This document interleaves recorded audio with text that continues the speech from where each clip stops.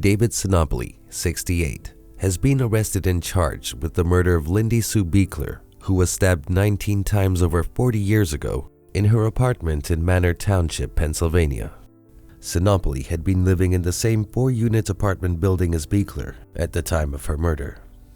In February, the police followed Sinopoli into Philadelphia International Airport and got his DNA from a used coffee cup he had thrown away. This caused the investigation to start up again. Genetic genealogy helped identify Sinopoli as a suspect. Lindy Sue Biechler was stabbed a total of 19 times over 40 years ago. According to authorities in Pennsylvania, a coffee cup that David Sinopoli, 68, threw away this year furnished investigators with important evidence. The aunt and uncle of Lindy Sue Biechler went to her apartment in Manor Township, Pennsylvania on December 5, 1975, with the intention of exchanging recipes with her 19-year-old niece who had just returned from grocery shopping approximately 2 hours earlier. They discovered blood on her entrance door. According to investigators, upon entering, the victims were horrified to discover bloodstains near the entrance hallway, as well as splotches of blood on the carpet. Miss Biechler was found lying on her back with blood coming from several locations on her body and a kitchen knife sticking out the left side of her neck. She was located in the transitional space between the living room and the dining room. The authorities stated that a woman named Miss Biechler, who had only recently gotten married, had been fatally stabbed 19 times by an unknown person. During the next 46 years, they were unable to determine who the murderer was. But on Monday, the Lancaster County District Attorney's Office and the Manor Township Police Department announced that they had arrested Dave Sinopoli, 68, of Lancaster County, PA. They had arrested him the previous day on homicide charges. This brought an end to a case that had haunted the county for more than 4 decades and frustrated local detectives who had investigated dozens of tips over the years to no avail. Sinopoli was charged with the homicide of a woman who was found dead in her home in Lancaster County, PA. Heather Adams, the district attorney for Lancaster County, said at a news conference that the investigation into the death of Lindy Sue Biechler had been a never-ending pursuit of justice. It was not immediately obvious whether Mr. Sinopoli had retained legal representation or not. On Tuesday, calls made to a number that was listed as belonging to him were not immediately returned when they were left there. In February, the authorities followed Mr. Sinopoli into Philadelphia International Airport. Mr. Sinopoli had resided in the same 4-unit apartment building as Miss Biechler, and he had lately been named as a suspect. According to Miss Adams, they acquired his DNA from a used coffee cup that the suspect had previously discarded into a garbage bin before boarding his flight. After that, the detectives compared samples of his DNA with those that had been taken from Mrs. Biechler's underwear. In her statement, Mrs. Adams explained, "This case was solved by using the help of DNA, and more precisely, genetic genealogy. And to tell you the truth, if we hadn't done that, I'm not sure we would have ever been able to solve it." The police didn't say what led to the crime, but evidence found at the scene suggested it might have been a sex crime and not a theft. Miss Adams stated that Mr. Sinopoli's sperm was located in Mrs. Biechler's underwear when she was found with her pants unbuttoned and the zipper down. This exposed the underwear contained in the unbuttoned jeans. DNA testing is a powerful tool used in courtrooms across the country. It has led to both people being exonerated of wrongful convictions and helped investigators find the killers in cold cases that date back decades. This case joins a catalog of other cases that have been solved in recent years through DNA testing.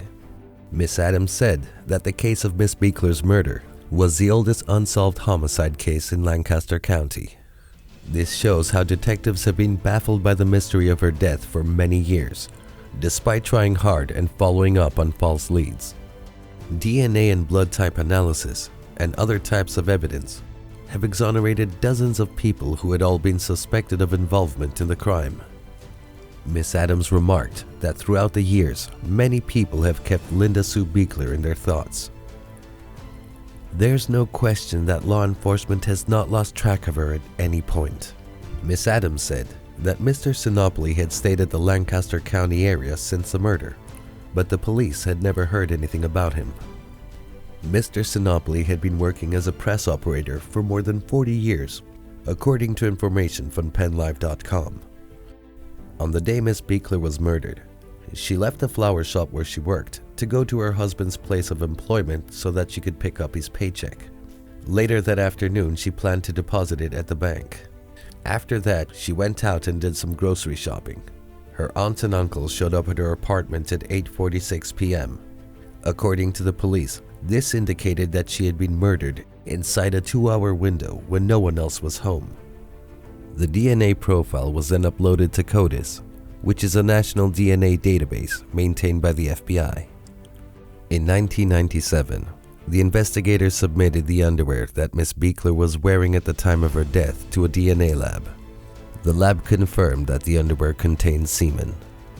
However, the investigators did not obtain a match through the use of CODIS.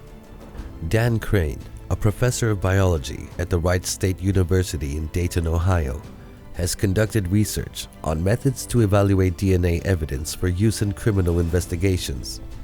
He stated over the phone on Tuesday that in 1997, CODIS was still very young, with only about 2 million people in the database, compared with approximately 14 million today. Professor Crane says that most of the DNA on the database comes from people who have been arrested or who have committed crimes and had their DNA taken. In December of the year 2020, a DNA sample from the crime scene was given to a genetic genealogist named C.C. Moore. Moore works for Parabol Nanolabs, a Virginia company whose services include innovative DNA-based forensics. The sample was taken from the location where the crime had occurred. The individual's DNA testing revealed that he had a large number of family members who had just immigrated from Italy. According to Ms. Moore's research, there were 2,300 people of Italian descent residing in the area at the time of Ms. Biechler's passing. From there, she reduced the pool of prospective suspects even more by focusing on people whose relatives had resided in Gasparina, which is located in Italy. Then, utilizing newspaper archives, public search databases, social media, court records, and other resources, Ms. Moore came to the conclusion that Mr. Sinopoli, who is of Italian descent, was a possible suspect in the case. She reached this conclusion in part due to the fact that he had lived in the same apartment building as Ms. Biechler had in the past. During the press conference, she said that she had given the police a very scientific tip afterward. The detectives kept a close eye on Mr. Sinopoli and eventually followed him all the way to the airport. They were able to recover a coffee cup that had been left behind at the location. Professor Crane says that scientists have been using this kind of method often for at least the past 20 years. He said, "I've heard a number of instances where the person being questioned was questioned for hours and hours, but as soon as they accepted a drink and drank from it, the questioning was over and they were allowed to leave." On Monday, the police said they told Mrs. Biechler's husband that Mr. Sinopoli had been arrested. Mr. Sinopoli was taken into custody on Friday. Ms. Adams stated that the fact they were able to provide the victims with at least some measure of relief was very valuable to them. Thanks for joining us as we delved into this intriguing murder case. Don't forget to subscribe and hit the notification bell for more true crime content. Stay curious, keep exploring, and we'll see you in the next video.